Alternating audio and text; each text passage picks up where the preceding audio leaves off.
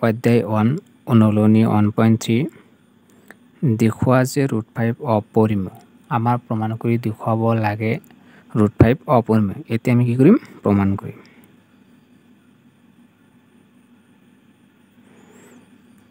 গতিকে আমি ধৰি লম বিৰুদ্ধভাৱে ধৰি লম √5 আমাৰ পৰিমেয় বুলি আমি ধৰি লম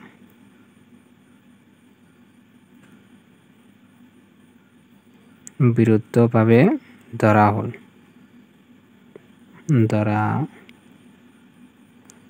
√5 পৰিমেয়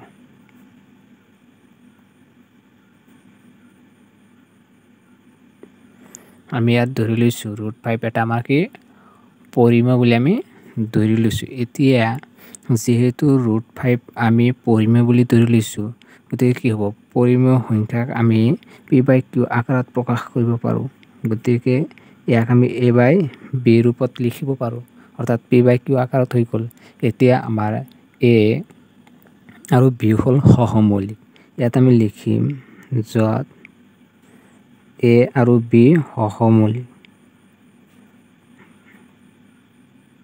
সহমৌলিক এতিয়া চোৱা এইখিনি এতিয়া আমি সমাধান কৰিম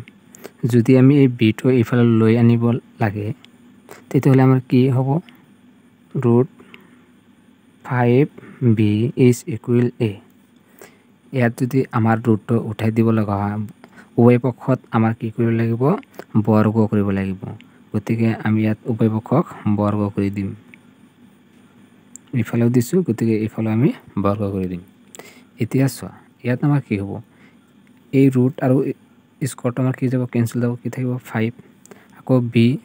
আৰু 2 কি হ'ব এই দুটা তেতিয়াহলে আমাৰ হ'ব b স্কোয়াৰ আৰু ইয়াত কি আছে আমাৰ a স্কোয়াৰ এতিয়া এটা আমি কি নাম্বাৰ 1 দি ৰাখিম এতিয়া চোৱা যেহেতু ইয়াৰ আগতে এটা আমি কি পাইছিলো উপপাদ্য পাইছিলো ইয়াত উপপাদ্যটো আমি আগতে লিখি ৰাখিছো যাতে আমাক ভিডিওটো হৰুৱা এই কাৰণে যে ধৰা p মৌলিক যদি আমি p এটা মৌলিক ধৰি লও যদি p a স্কোয়াৰক হৰণ কৰে তেন্তে p a এক হৰণ কৰিব যত a এটা যোগাত্মক অখণ্ড সংখ্যা ইয়াৰ দ্বাৰা আমাক কি বুজাইছে যদি আমাৰ যে a স্কোয়াৰটো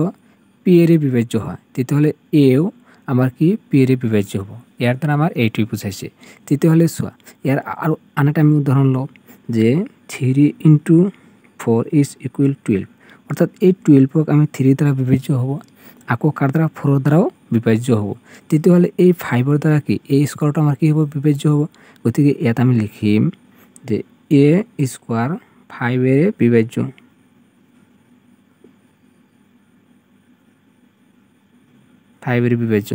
যদি এই উপপাদ্যৰ মতে যদি a স্কয়াৰটো 5 এৰ বিভাজ্য হয় তেতিয়াহলে আমাৰ কি হ'ব a ও 5 এৰ বিভাজ্য হ'ব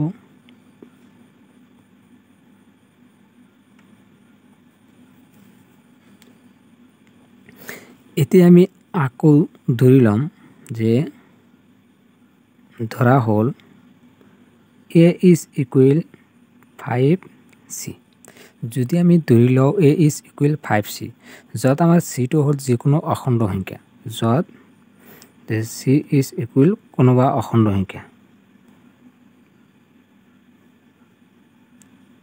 কোনোবা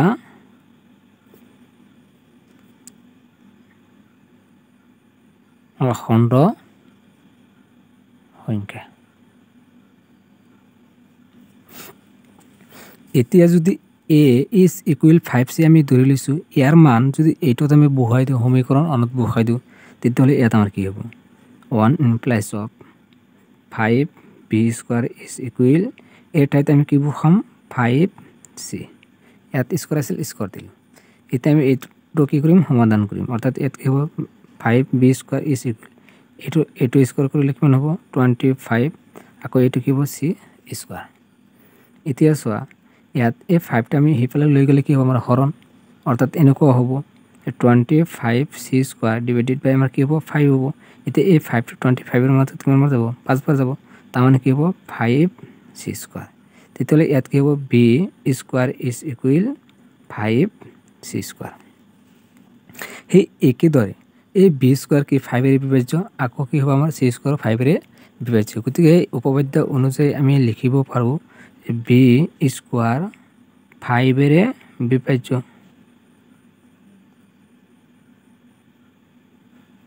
আকৌ কি হ'ব আমাৰ বি 5 বিভাজ্য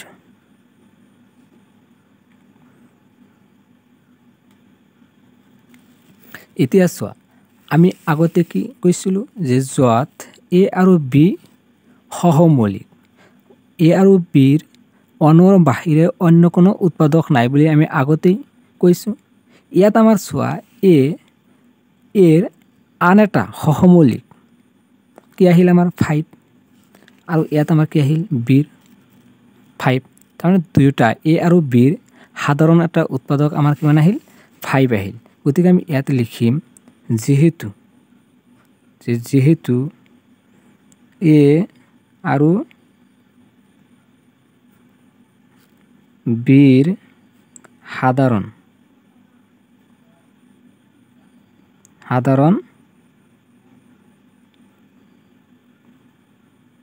উৎপাদক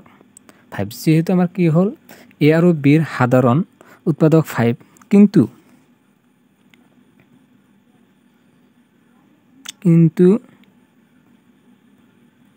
এ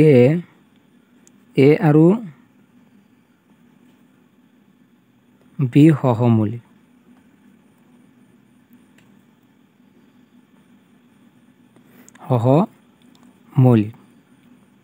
এই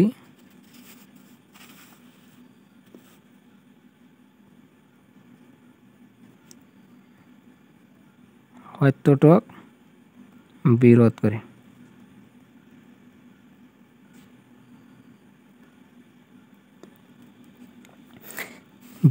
কৰে গতিকে কি হ'ব আমাৰ √5 পৰিমেয় বুলি কৰা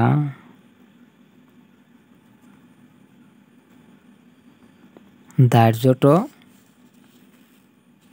অশুদ্ধ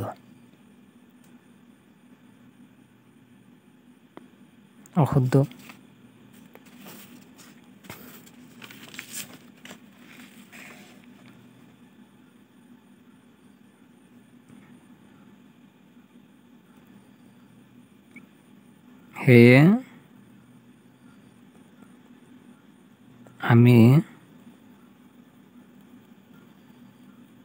সিদ্ধান্তত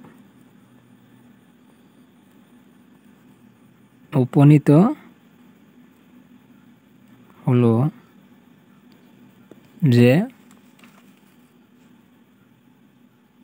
√5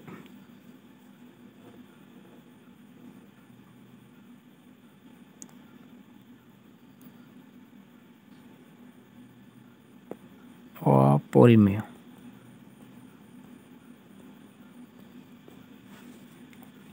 সো ইয়াত আমি কি লিখিছো যেহেতু এ আৰু বিৰ সাধাৰণ উৎপাদক আমাৰ কি আহিল 5 কিন্তু আমি প্ৰথম অৱস্থাত কি লিখিছিলো যে এ আৰু বি সহমৌলিক গতিকে এ আৰু বি যে সহমৌলিক আমি যে ধৰি লৈছিলো এই সত্যটা কি কৰিলে আমাৰ বিৰোধিতা কৰিলে এই সত্যটোক বিৰোধিতা কৰিলে কোনে এ আৰু বি যেহেতু উৎপাদক আমাৰ 5 আছে গতিকে এ আৰু আমাৰ কি কৰিলে বিৰোধিতা কৰিলে এই সত্যটাৰ বিৰোধিতা কৰিলে গতিকে √5 পৰিমেয় বুলি কৰা ধাৰ্যটো অশুদ্ধ গতিকে আমি প্ৰথমে যেহেতু √5 পৰিমেয় বুলি ধৰি লৈছিলো এটা আমাৰ কি আছিল অশুদ্ধ আছিল ধৰাটো কি আছিল আমাৰ ভুল আছিল সত্য নহয় গতিকে আমি সিদ্ধান্ত উপনীত হলো যে √5 অপৰিমেয় গতিকে আমি সিদ্ধান্ত পালো যে √5 এটা আমাৰ কি অপৰিমেয় তোমালোকে এইখিনি লিখিবা অধ্যায় 1 অনুশীলনী 1.3 দেখুওৱা যে 3 + 2√5 অপৰিমেয় আমাৰ ইয়াত কোৱা হৈছে 3 + 2√5টো আমাৰ অপৰিমেয় বুলি প্ৰমাণ কৰি দেখুৱাব লাগে এতিয়া আমি কি কৰিম এই সংখ্যাটো অপৰিমেয় বুলি প্ৰমাণ কৰি দেখুৱাম সলিউশন এতিয়া যেহেতু এইটো আমাৰ সংখ্যাটো অপৰিমেয় বুলি দেখুৱাব লাগে গতিকে আমি সংখ্যাটো ধৰি লম যে ইয়াৰ বিৰুদ্ধভাৱে ধৰি লম সংখ্যাটো এটা কি পৰিমেয় গতিকে আমি ইয়াত লিখিম বিৰুদ্ধভাৱে বিৰুদ্ধভাৱে ধৰা হ'ল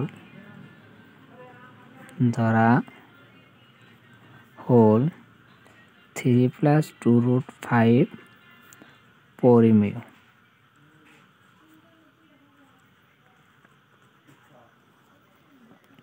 এতিয়া আমাৰ মেইন কথা হ'ল যেহেতু পৰিমেয় সংখ্যাক আমি কি p/q আকাৰত প্ৰকাশ কৰিব পাৰোঁ, গতিকে ইয়াত আমি লিখিম যে 3 + 2√5 is equal a/b, অৰ্থাৎ p/q আকাৰত আমি লিখিব পাৰোঁ। এইটো পৰিমেয়, গতিকে আমি কি p/q আকাৰত লিখিলোঁ। য'ত এতিয়া আমাৰ কি a আৰু b টো কি যে a আৰু b সহমৌলিক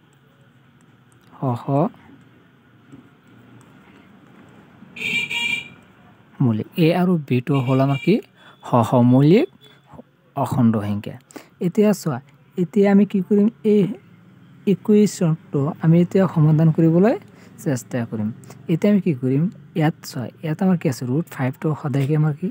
যে অপৰিমেয়, তেতিয়াহ'লে এইটো সংখ্যা আমি সিফালে লৈ যাম, নহ'লে এইটো আমি কি কৰিম এইফালে আনিম। কাৰণ আমাৰ a আৰু b টো হ'ল আমাৰ কি সহমৌলিক, তেতিয়াহ'লে এইটো আমাৰ কি মৌলিক, গতিকে এটা ছাইড কৰিম। তেতিয়াহ'লে ইয়াত আমি কি কৰিম যে ইয়াত আমি লিখিম যে 2√5 is equal a/b। এতিয়া এইটো আমি সিফালে লৈ যাম, তেতিয়াহ'লে ইয়াত কি হ'ব 3। এতিয়া আমি কি কৰিম, এইটোৰ এলচিএম ল'ম, তেতিয়াহ'লে এইটো কি হ'ব b। বিৰ মাজত কিমান বাৰ আহে, একবাৰ আহে, 1 × a, তাৰমানে কি হ'ব a, আকৌ এইটোৰ তলত কি আছে 1, a1, বিৰ মাজত কিমান বাৰ যায় b বাৰ যায়, গতিকে b × 3, তাৰমানে কি হ'ব 3b। এতিয়া চোৱা, ইয়াত আমাৰ যিহেতু 2 আছে, এই 2টো যদি আমি সিফালে লৈ যাওঁ আমাৰ কি হ'ব হৰণ হ'ব, এইফালে আমাৰ কি আছে পূৰণ, সিফালে লৈ গ'লে কি হ'ব হৰণ দিলোঁ, তেতিয়াহ'লে ইয়াত কি হ'ব a আৰু ইয়াতে 3b হৈ গ'ল। এতিয়া চোৱা, এতিয়া যদি আমি a আৰু b, যিহেতু আমাৰ কি আছিল চোৱা, ইয়াত আমাৰ কি আছিল a আৰু b টো আছিল সহমৌলিক অখণ্ড সংখ্যা, তেতিয়াহ'লে ইয়াতো যদি আমি a আৰু b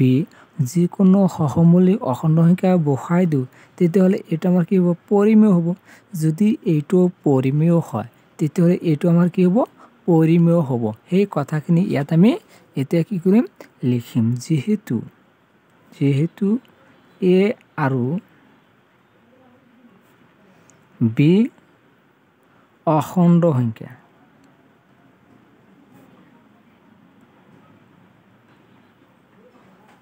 যিহেতু a আৰু b অখণ্ড সংখ্যা,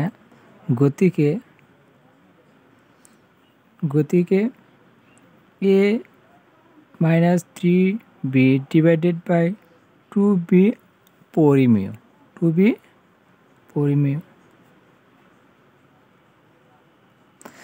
এইটো যদি পৰিমেয় হয়, ইয়াৰ সমান কি √5, তেতিয়াহ'লে √5 আমাৰ কি হ'ব পৰিমেয় হ'ব। সেয়ে √5 পৰিমেয়।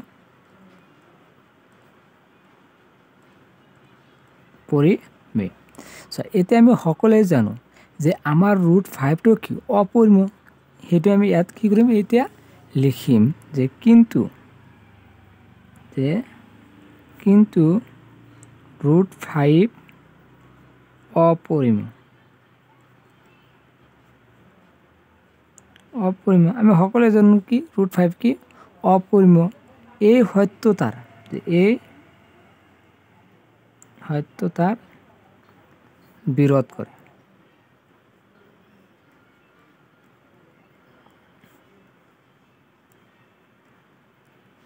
গতিকে √5 যে অপৰিমেয় আমি সকলোৱে জানো, কিন্তু ইয়াত কি আহিল পৰিমেয় আহিল, তেতিয়াহ'লে ইয়াৰ সত্যতাৰ বিৰোধিতা কৰিলে, সেইকাৰণে ইয়াত কি লিখিলোঁ যে এই সত্যতাৰ বিৰোধ কৰে। গতিকে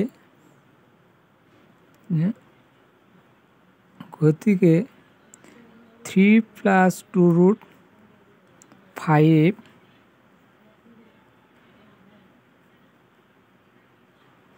পৰিমেয় বুলি ধাৰ্য কৰা আমাৰ অসাধ্য।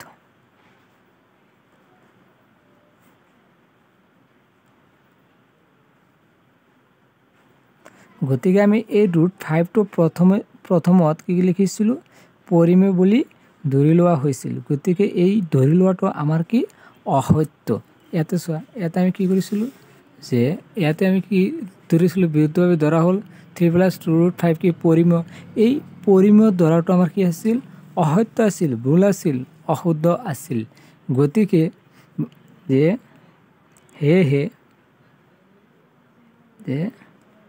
সেয়েহে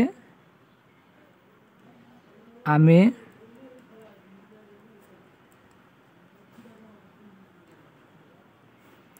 সিদ্ধান্তত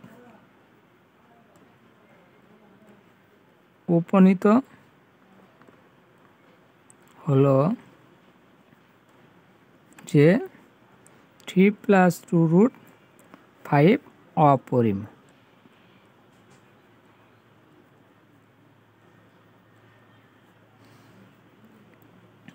তোমালোকে আকৌ চোৱা, প্ৰথমৰ পৰা তোমালোকে এইখিনি লিখিবলৈ কি কৰিবা যত্ন কৰিবা। এইখিনি লিখিলে তোমালোকে সম্পূৰ্ণ নাম্বাৰ পাই যাবা।